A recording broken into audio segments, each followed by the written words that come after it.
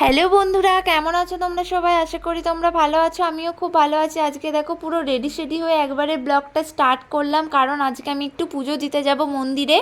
তার জন্যই শাড়ি পরলাম। তো অনেক দিন আগেই ভাবছি যে পুজো দিতে যাব, আর যাওয়া হচ্ছে না। তো আজকে ফাইনালি যাবই পুজো দিতে। তো চলো যেয়ে কথা বলছি। এই দেখো বন্ধুরা, ফাইনালি আমি মন্দিরে চলে এসেছি। একবারে মন্দিরে এসে ক্যামেরাটা অন করলাম। তো আমি কোথায় পুজো দিতে এসেছি সেটা তো তোমাদেরকে বলাই হলো না, তো চলো আগে বলি। তো এটা আমি এসেছি নৃসিংহদেব মন্দিরে আজকে পুজো দিতে। তো আমি একা আসিনি, আমার সাথে আমার বান্ধবীরাও এসেছে পুজো দিতে, সবই দেখাবো। এই দেখো ফাইনালি ঠাকুরটা তোমাদেরকে দেখাচ্ছি। আজকে মন্দিরে প্রচুর ভিড় হয়েছে, খুবই জাগ্রত ঠাকুর। তো চলো আমি পুজোটা দিয়ে নিই, তারপর কথা বলছি। 2000 years later. এই দেখো বন্ধুরা, আমাদের পুজো দেওয়া কমপ্লিট হয়ে গেছে। তারপরে দেখছি মন্দিরে দেখছি প্রসাদ খাওয়াচ্ছে। তো তারপর আমাদেরকে বললো প্রসাদ খাওয়ার কথা ওখানে। তো তারপর আমরা এই দেখো প্রসাদ খেতে চলে এসেছি, সবাই মিলে বসেও পড়েছি প্রসাদ খেতে। তো এখনও প্রসাদ আমাদের দেয়নি। তো এই দেখো এটা হলো আমার বান্ধবীর কাকি, আর বান্ধবীর মাও আজকে এসেছে। এই দেখো বান্ধবীর মা, এটা আমরা সবাই মিলে প্রসাদ খেতে বসে পড়েছি। এরকম সবার সাথে প্রসাদ খাওয়ার মজাই আলাদা। এরকম প্রসাদ পাওয়া ভাগ্যেরও দরকার।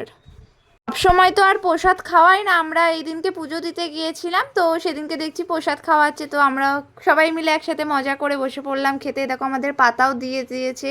তো এখনও প্রসাদ দেয়নি। তো চলো কী কী প্রসাদ দেয় খেতে সবই তোমাদেরকে দেখাবো। আমরা কিন্তু একা খাচ্ছি না, দেখো আরও অনেকে প্রসাদ খাচ্ছে, সবাই বসে পড়েছে খেতে।